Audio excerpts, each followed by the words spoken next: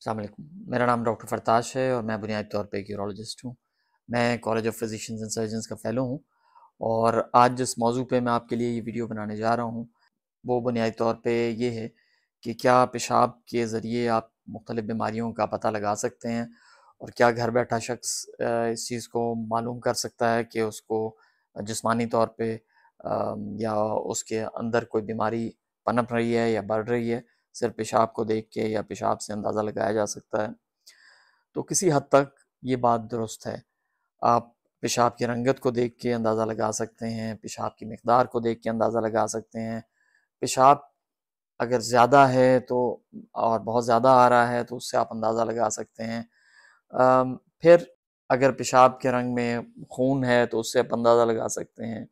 पेशाब में ज़र्दी ज़्यादा है तो उससे आप अंदाज़ा लगा सकते हैं। पेशाब में झाग है तो उससे आपको मालूम हो सकता है। फिर उसके बाद अलामात के साथ हमें कोरिलेट करना पड़ता है। मसलन ये है कि अगर आपको पेशाब में बार बार जाना पड़ रहा है, पेशाब में जलन है, पेशाब आपको रुक रुक के आ रहा है, या आपकी पेशाब की धार ठीक नहीं है। तीसरी चीज़ ऐसी है कि जिससे आप बाज़ार में मिली हुई स्ट्रिप से मालूम कर सकते हैं कि पेशाब में तेज़ाबियत है या उसमें बेस है। अब बेस का मैं उर्दू तर्जमे की कोशिश करता रहा हूँ मालूम करने की, लेकिन मुझे अभी तक बेस का उर्दू तर्जमा मालूम नहीं हो सका। मुझे जैसे ही पता लगेगा मैं आपके साथ भी शेयर करूँगा। तो एसिड को तेज़ाब कहते हैं और एसिड का जो बिल्कुल ऑपोज़िट है वो बेस है। तो पेशाब की जो पीएच है, पीएच का मतलब ये होता है कि उसमें कितनी तेज़ाबियत है या उसमें कितना बेस है। जो हम पानी पीते हैं वो बुनियादी तौर पे दरमियान में होता है, वो 7 की बेस है। तो 7 से अगर कम होगा तो तेज़ाब होगा और 7 से ज़्यादा होगा तो वो बुनियादी तौर पे बेस में गिना जाएगा। तो हमारा जो पेशाब है उसकी जो पीएच है वो तेज़ाबियत की तरफ भी होती है और बेस की तरफ भी होती है, डिपेंडिंग कि आपकी बॉडी को किस चीज़ की रिक्वायरमेंट है। मसलन ये है कि अगर आप में तेज़ाबियत ज़्यादा है, आपके खून में तेज़ाबियत ज़्यादा है तो उसको उठा के वो बाहर फेंकेगा, तो आपकी जब भी वो बाहर फेंकेगा पेशाब तो उसकी तेज़ाबियत बढ़ जाएगी।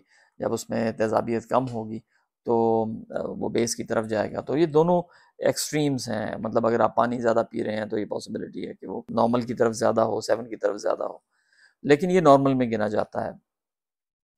तो बेस और एसिड होना या एक्सेस होने का भी हमें पता चल जाता है कि अगर नॉर्मल वैल्यू से लेट्स से 4.5 से 8 तक नॉर्मल वैल्यू है जो पेशाब में होती है, तो अगर उसमें ज़्यादा तेज़ाबियत आ रही है तो हो सकता है कि गुर्दे की बीमारी हो सकता है कि प्रॉपर तरीके से आपका जो गुर्दा है वो फंक्शन ना कर रहा हो, जिसकी वजह से आपको गुर्दे में ज़्यादा तेज़ाबियत आ रही है।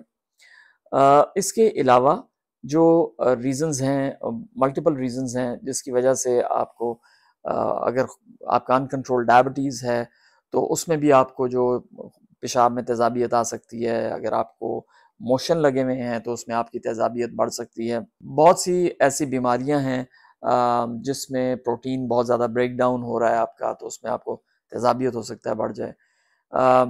इसके अलावा गुर्दे की जो फेलियर्स हैं उसमें आपकी अल्कलिनिटी या बेस की जो अमाउंट है वो बढ़ जाती है। आपके अगर स्टमक वॉश हुआ है तो उसमें आपकी बेस बढ़ जाता है गुर्दे की तरफ से। और अगर आपको उल्टी ज़्यादा आई है तो उससे आपकी क्योंकि तेज़ाबियत बॉडी में चली गई हुई है तो वो बेस की तरफ ज़्यादा चला जाता है, ताकि गुर्दे की कोशिश होती है वो तेज़ाब को जज़्ब करे बॉडी के अंदर में तेज़ाब की कमी है। तो इसी तरीके से अगर आपको इन्फेक्शंस हैं तो उसमें बॉडी में जो पेशाब का पीएच है वो ज़्यादातर बेस की तरफ जाता है।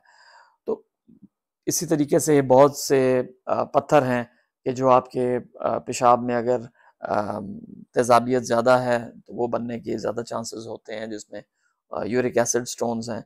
तो उसको हम बल्कि हल करने के लिए हम पीएच जो है पेशाब का वो मुख्तलिफ़ तरीक़ों से बढ़ाते हैं ताकि गुर्दे के पत्थरों में कंट्रोल किया जा सके।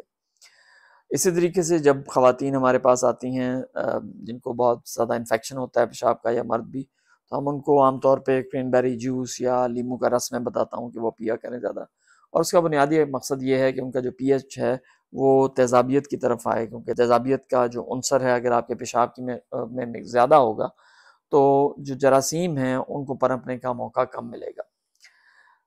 ये चंद एक चीज़ें हैं जिनको आपको जहन में रखना होता है। इसी तरीके से एक मरीज़ अगर मेरे पास आता है और वो कहता है मुझे पेशाब में झाग ज़्यादा बन रही है, तो हमारे जहन में फ़ौरन आता है कि हो सकता है कि इसका गुर्दे सही तरह काम ना कर रहे हों और उसमें प्रोटीन ज़्यादा आ रही हो, जिसकी वजह से ये झाग बन रही है। पर बिलअमूम जिन लोगों को आम तौर पे नॉर्मल लोग भी जब पेशाब करते हैं तो उनको झाग बनती है, लेकिन वो झाग थोड़ी देर में बैठ जाती है। लेकिन जिनको बहुत ज़्यादा एक्सेसिव झाग बन रही हो तो उन पे फिर हमारा ध्यान जाता है कि हो सकता है ये गुर्दे के फेलियर की वजह से या प्रोटीन ज़्यादा अखराज की वजह से ये इनको फील हो रहा हो।